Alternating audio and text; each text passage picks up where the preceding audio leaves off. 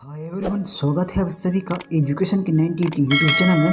So friends, आज हम cover करने वाले हैं भारतीय राज्य व्यवस्था का 18वां अध्याय लोकसभा के 30 इम्पोर्टेंट प्रश्न, और ये भाग 3 है। जी गाइस, ये भाग 3 है। 2 भाग जो है हमने पहले कवर कर चुके हैं, तो अगर आपने अभी तक नहीं देखा है वो दोनों क्लास, तो अगर आप जो है प्लेलिस्ट में जाकर देख सकते हैं वो दोनों भाग। तो चलिए आज की क्लास हम शुरू करते हैं और कवर करते हैं। आज क्लास के मोस्ट 30 इंपॉर्टेंट प्रश्न है लोकसभा के। फ्रेंड्स, ये रहा पहला प्रश्न है आपके सामने। निम्नलिखित में से किसे लोकसभा का अभिरक्षक कहा जाता है? निम्नलिखित में से किसे लोकसभा का अभिरक्षक कहा जाता है? तो किसे कहा जाता है लोकसभा का अभिरक्षक? तो ये कहा जाता है किसको? लोकसभा अध्यक्ष को। किसको कहा जाता है? लोकसभा अध्यक्ष को। ऑप्शन नंबर डी इसका सही जवाब हो जाएगा। ऑप्शन नंबर डी इसका सही जवाब हो जाएगा। अगला प्रश्न है, लोकसभा के अध्यक्ष को कौन चुनता है? लोकसभा के अध्यक्ष को कौन चुनता है? तो कौन चुनता है लोकसभा के अध्यक्ष को? तो ये चुनता है लोकसभा के सदस्य। कौन चुनते हैं? लोकसभा के सदस्य। ऑप्शन नंबर बी इसका सही जवाब हो जाएगा। ऑप्शन नंबर बी इसका सही जवाब हो जाएगा। अगला प्रश्न है, अस्थायी लोकसभा अध्यक्ष प्रोटेम स्पीकर को कौन नियुक्त करता है? तो कौन नियुक्त करता है अस्थायी लोकसभा अध्यक्ष को? तो ये करता है राष्ट्रपति। कौन नियुक्त करता है? राष्ट्रपति। ऑप्शन नंबर ए इसका सही जवाब हो जाएगा। ऑप्शन नंबर ए इसका सही जवाब हो जाएगा। अगला प्रश्न है, लोकसभा की बैठक किस प्रकार समाप्त की जाती है? लोकसभा की बैठक किस प्रकार समाप्त की जाती है? तो किस प्रकार समाप्त की जाती है लोकसभा की? तो ये किया जाता है इनमें से सभी के द्वारा। इनमें से सभी द्वारा। तो ऑप्शन नंबर डी इसका सही जवाब हो जाएगा। तो कौन कौन से हैं इसके सभी देख लेते हैं एक नज़र में। तो विघटन द्वारा, फिर सत्रावासन द्वारा और स्थगन द्वारा। तो इन तीनों के द्वारा जो है लोकसभा की बैठक को समाप्त की जाती है ना, समाप्त की जाती है। तो ऑप्शन नंबर डी इसका सही जवाब हो जाएगा। अगला प्रश्न है, लोकसभा का विघटन कौन करता है? लोकसभा का विघटन कौन कर सकता है? तो कौन कर सकता है लोकसभा का विघटन? तो ये कर सकता है राष्ट्रपति। कौन कर सकता है? राष्ट्रपति। ऑप्शन नंबर ए इसका सही जवाब हो जाएगा। ऑप्शन नंबर ए इसका सही जवाब हो जाएगा। अगला प्रश्न है, लोकसभा की सामान्य अवधि बढ़ाई जा सकती है? लोकसभा की सामान्य अवधि बढ़ाई जा सकती है। तो किसके द्वारा बढ़ाई जा सकती है? तो ये बढ़ाई जा सकती है संसद द्वारा पारित अधिनियम से। किसके द्वारा? संसद द्वारा पारित अधिनियम से जो है ये सामान्य अवधि बढ़ाई जा सकती है। तो ऑप्शन नंबर ए इसका सही जवाब हो जाएगा। ऑप्शन नंबर ए इसका सही जवाब हो जाएगा। अगला प्रश्न है, लोकसभा का नेता कौन होता है? लोकसभा का नेता कौन होता है? तो कौन होता है लोकसभा का नेता? तो ये होता है प्रधानमंत्री। कौन होता है? प्रधानमंत्री। ऑप्शन नंबर बी इसका सही जवाब हो जाएगा। ऑप्शन नंबर बी इसका सही जवाब हो जाएगा। अगला प्रश्न है, कोई वित्तीय बिल पारित हो सकता है? कोई वित्तीय बिल पारित हो सकता है। तो किसके द्वारा पारित हो सकता है? तो ये हो सकता है केवल लोकसभा में। कहाँ पर पारित हो सकता है? ये केवल लोकसभा में पारित हो सकता है। ऑप्शन नंबर बी इसका सही जवाब हो जाएगा। ऑप्शन नंबर बी इसका सही जवाब हो जाएगा। अगला प्रश्न है, निम्न श्रेणियों में से किसके विधेयक केवल लोकसभा में ही प्रारंभ किए जा सकते हैं? मतलब निम्न श्रेणियों में से किसके विधेयक केवल लोकसभा में ही प्रारंभ किए जा सकते हैं? तो किसके विधेयक केवल लोकसभा में प्रारंभ किए जा सकते हैं? तो ये किए जाते हैं वित्तीय विधेयक। किसको? वित्तीय विधेयक। ऑप्शन नंबर सी इसका सही जवाब हो जाएगा। ऑप्शन नंबर सी इसका सही जवाब हो जाएगा। अगला प्रश्न है, किसी विशेष दिन लोकसभा में अधिकतम कितने तारांकित प्रश्न पूछे जा सकते हैं? किसी विशेष दिन लोकसभा में अधिकतम कितने तारांकित प्रश्न पूछे जा सकते हैं? तो कितने प्रश्न पूछे जा सकते हैं लोकसभा में? तो ये पूछे जा सकते हैं 20। कितने? 20। ऑप्शन नंबर बी इसका सही जवाब हो जाएगा। ऑप्शन नंबर बी इसका सही जवाब हो जाएगा। अगला प्रश्न है, लोकसभा में नामित सदस्यों की अधिकतम संख्या कितनी होती है? लोकसभा में नामित सदस्यों की अधिकतम संख्या कितनी होती है? तो कितनी होती है अधिकतम संख्या लोकसभा में नामित सदस्यों की? तो ये होती है 2। कितनी होती है? 2। ऑप्शन नंबर बी इसका सही जवाब हो जाएगा। ऑप्शन नंबर बी इसका सही जवाब हो जाएगा। अगला प्रश्न है, अविश्वास प्रस्ताव किस सदन में लाया जाता है? अविश्वास प्रस्ताव किस सदन में लाया जाता है? तो किस सदन में लाया जाता है अविश्वास प्रस्ताव? तो ये लाया जाता है लोकसभा में। कहाँ पर लाया जाता है? लोकसभा में। ऑप्शन नंबर ए इसका सही जवाब हो जाएगा। ऑप्शन नंबर ए इसका सही जवाब हो जाएगा। अगला प्रश्न है, लोकसभा में अनुसूचित जाति एवं अनुसूचित जनजातियों के लिए सीटों का आरक्षण संविधान के किस अनुच्छेद में उपबंधित है? तो किस अनुच्छेद में उपबंधित है यह? तो ये है कहाँ पर? अनुच्छेद 330 में। कहाँ पर उपबंधित है ये? अनुच्छेद 330 में है। ऑप्शन नंबर सी इसका सही जवाब हो जाएगा। ऑप्शन नंबर सी इसका सही जवाब हो जाएगा। अगला प्रश्न है, निम्नलिखित में से कौन सा राज्य लोकसभा में अनुसूचित जनजातियों की सर्वाधिक प्रतिनिधि निर्वाचित करता है? निम्नलिखित में से कौन सा राज्य लोकसभा में अनुसूचित जनजातियों की सर्वाधिक प्रतिनिधि निर्वाचित करता है? तो कौन सा राज्य सर्वाधिक निर्वाचित करता है अनुसूचित जनजातियों की प्रतिनिधि? तो ये करता है कौन? मध्य प्रदेश। कौन करता है? Madhya Pradesh. Option number C इसका सही जवाब हो जाएगा। ऑप्शन नंबर सी इसका सही जवाब हो जाएगा। अगला प्रश्न है, निम्नांकित राज्यों में से किस में अनुसूचित जनजातियों के लिए लोकसभा में स्थान आरक्षित नहीं है? निम्नलिखित राज्यों में से किस में अनुसूचित जनजातियों के लिए लोकसभा में स्थान आरक्षित नहीं है? तो कहाँ पर यह आरक्षित नहीं है? तो ये है उपरोक्त सभी में। कहाँ पर? उपरोक्त सभी में। तो कहाँ कहाँ है वो हम देख लेते हैं एक बार में। केरल तथा तमिलनाडु में, बिहार तथा उत्तराखंड में, पंजाब तथा हरियाणा में। तो इन 2, 4, 6 जगह जो है अनुसूचित जनजातियों के लिए लोकसभा में स्थान आरक्षित नहीं है। तो ऑप्शन नंबर डी इसका सही जवाब हो जाएगा। अगला प्रश्न है,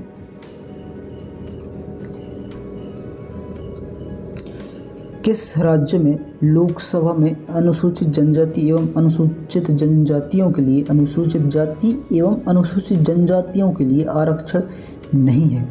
किस राज्य में लोकसभा में अनुसूचित जाति एवं अनुसूचित जनजातियों के लिए आरक्षण नहीं है? तो किस राज्य में नहीं है? तो ये है कहाँ? इन सभी में। ऑप्शन नंबर डी इसका सही जवाब हो जाएगा। तो इन कौन कौन से? ना ही वो नागालैंड में है, ना सिक्किम में, ना गोवा में। तो इन तीनों जगह जो है अनुसूचित जाति और अनुसूचित जनजातियों के लिए आरक्षण नहीं है। ऑप्शन नंबर डी इसका सही जवाब हो जाएगा। अगला प्रश्न है, देश का वह कौन सा संसदीय निर्वाचन क्षेत्र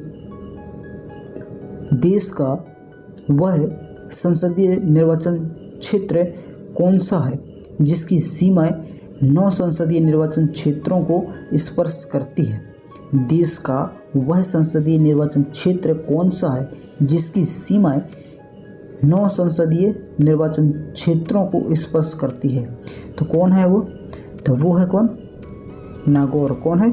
नागौर। ये जो है 9 संसदीय निर्वाचन क्षेत्रों को स्पर्श करती है। ऑप्शन नंबर डी इसका सही जवाब हो जाएगा। ऑप्शन नंबर डी इसका सही जवाब हो जाएगा।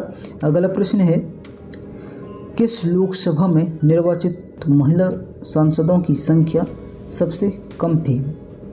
किस लोकसभा में निर्वाचित महिला सांसदों की सबसे कम थी? तो किस लोकसभा में जो है निर्वाचित महिला सांसदों की संख्या सबसे कम थी? तो वो था कहाँ पर? छठी लोकसभा निर्वाचित में। किसमें? 6वीं लोकसभा निर्वाचन में जो है महिला सांसदों की संख्या सबसे कम थी। ऑप्शन नंबर डी इसका सही जवाब हो जाएगा। ऑप्शन नंबर डी इसका सही जवाब हो जाएगा। अगला प्रश्न है, किस लोकसभा में निर्वाचित महिला सांसदों की संख्या सबसे अधिक रही? तो किस लोकसभा निर्वाचित महिला सांसदों की संख्या सबसे अधिक रही? तो ये रही किसमें? 17वीं में, किसमें? 17वीं निर्वाचन, लोकसभा निर्वाचन में। ऑप्शन नंबर डी इसका सही जवाब हो जाएगा। ऑप्शन नंबर डी इसका सही जवाब हो जाएगा। अगला प्रश्न है, लोकसभा में मंत्रिपरिषद के विरुद्ध अविश्वास का प्रस्ताव लाने हेतु न्यूनतम सदस्य संख्या है, तो कितनी न्यूनतम सदस्य संख्या चाहिए मंत्रिपरिषद के विरुद्ध अविश्वास प्रस्ताव लाने के लिए? तो न्यूनतम संख्या चाहिए 50। कितनी चाहिए? 50। ऑप्शन नंबर डी इसका सही जवाब हो जाएगा। ऑप्शन नंबर डी इसका सही जवाब हो जाएगा। अगला प्रश्न है, प्रथम लोकसभा की पहली बैठक कब हुई? प्रथम लोकसभा की पहली बैठक कब हुई? तो कब हुई थी प्रथम बैठक लोकसभा की? तो ये हुआ था 13 मई 1952 को। कब हुई थी? 13 मई 1952 को। ऑप्शन नंबर बी इसका सही जवाब हो जाएगा। ऑप्शन नंबर बी इसका सही जवाब हो जाएगा। अगला प्रश्न है, मंत्रिपरिषद किसके पश्चात पर्यंत कार्य करती है? मंत्रिपरिषद किसके पश्चात पर्यंत कार्य करती है? तो किसके पर्यंत ये कार्य करती है मंत्रिपरिषद? तो ये करता है लोकसभा की। किसके? लोकसभा के पर्यंत जो है ये काम करता है। ऑप्शन नंबर बी इसका सही जवाब हो जाएगा। ऑप्शन नंबर बी इसका सही जवाब हो जाएगा। अगला प्रश्न है, लोकसभा की सुरक्षित निर्वाचन क्षेत्र निम्न में से किस वर्ग के लिए नहीं है? लोकसभा की सुरक्षित निर्वाचन क्षेत्र निम्न में से किस वर्ग के लिए नहीं है? तो किस वर्ग के लिए नहीं है ये? तो ये है पिछड़ा वर्ग के लिए। किसके लिए? पिछड़ा वर्ग के लिए। ऑप्शन नंबर सी इसका सही जवाब हो जाएगा। ऑप्शन नंबर सी इसका सही जवाब हो जाएगा। अगला प्रश्न है, भारत के राष्ट्रपति की अनुशंसा पर लोकसभा को भंग कर सकते हैं? भारत के राष्ट्रपति की अनुशंसा पर लोकसभा को भंग कर सकते हैं, तो कौन भंग कर सकते हैं? तो ये कर सकता है मंत्रिपरिषद। कौन कर सकते हैं? मंत्रिपरिषद जो है ये भारत के राष्ट्रपति की अनुशंसा पर जो है लोकसभा को भंग कर सकता है मंत्रिपरिषद। ऑप्शन नंबर डी इसका सही जवाब हो जाएगा। ऑप्शन नंबर डी इसका सही जवाब हो जाएगा। अगला प्रश्न है, पश्चिम बंगाल में कुल संसदीय सीटें हैं, तो कितने हैं पश्चिम बंगाल में कुल संसदीय सीटें? तो ये हैं 42। कितने हैं? 42 संसदीय सीटें हैं पश्चिम बंगाल में। ऑप्शन नंबर ए इसका सही जवाब हो जाएगा। ऑप्शन नंबर ए इसका सही जवाब हो जाएगा। अगला प्रश्न है, भारतीय संसद की परिप्रेक्ष्य में शून्यकाल किसे कहते हैं? भारतीय संसद की परिप्रेक्ष्य में शून्यकाल किसे कहते हैं? तो किसे कहा जाता है शून्यकाल भारतीय संसद के परिप्रेक्ष्य में? तो ये कहा जाता है किसको? प्रश्नकाल के तुरंत बाद का समय। प्रश्नकाल के तुरंत बाद का समय ये शून्यकाल कहलाता है। ऑप्शन नंबर सी इसका सही जवाब, ऑप्शन नंबर बी इसका सही जवाब हो जाएगा। ऑप्शन नंबर बी इसका सही जवाब हो जाएगा। अगला प्रश्न है, भारत में शून्यकाल 0 हावर कब शुरू की गई? भारत में शून्यकाल कब शुरू की गई? तो कब शुरू की गई थी भारत में शून्यकाल? तो ये किया गया था 1962 में। कब शुरू किया गया था? 1962 में। ऑप्शन नंबर ए इसका सही जवाब हो जाएगा। ऑप्शन नंबर ए इसका सही जवाब हो जाएगा। अगला प्रश्न है, लोकसभा में अनुसूचित जातियों के लिए आरक्षित स्थानों की संख्या कितनी है? लोकसभा में अनुसूचित जाति के लिए आरक्षित स्थानों की संख्या कितनी है? तो कितनी है अनुसूचित जाति के लिए आरक्षित स्थानों की संख्या? तो ये है 84। कितनी है? 84। ऑप्शन नंबर डी इसका सही जवाब हो जाएगा। ऑप्शन नंबर डी इसका सही जवाब हो जाएगा।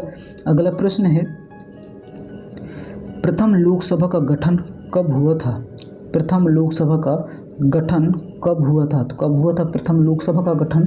तो ये हुआ था 1952 को। कब हुआ था? 1952 को। ऑप्शन नंबर सी इसका सही जवाब हो जाएगा। ऑप्शन नंबर सी इसका सही जवाब हो जाएगा।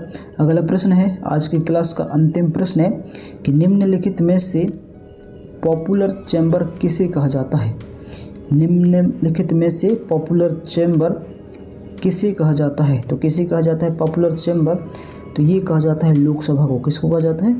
लोकसभा को। ऑप्शन नंबर डी इसका सही जवाब हो जाएगा। सो फ्रेंड्स, आज का क्लास कुछ इस तरह रहा। क्लास कैसे लगा नीचे कमेंट कर जरूर बताएं, और क्लास पसंद आए तो प्लीज़ वीडियो को लाइक कर अपने दोस्तों के पास शेयर करें, और पहली बार अगर हमारे इस यूट्यूब चैनल में विजिट किए तो प्लीज़ चैनल को सब्सक्राइब कर बेल आइकन को ऑल प्रेस जरूर करें, ताकि आने वाले हर एजुकेशन वीडियो आप तक सबसे जल्द पहुंचे। और आपकी एक सब्सक्राइब से हमें मोटिवेट मिलता है कि हम आपके लिए एक नया क्लास लेकर आए। सो फ्रेंड्स, मिलते हैं नेक्स्ट क्लास में। तब तक के लिए जय हिंद, वंदे मातरम। अपना ख्याल रखिए और तैयारी करते रहिएगा।